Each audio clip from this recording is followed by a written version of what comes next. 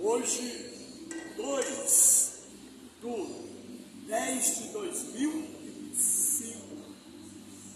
Senhor, nós estamos aqui hoje com muita alegria para executar um exercício digno para o nosso fortalecimento.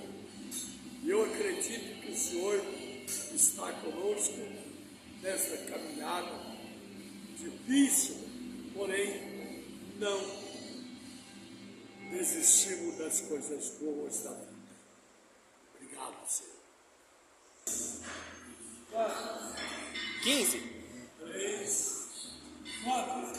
Quantas? 15. 2, 3, 2, 3.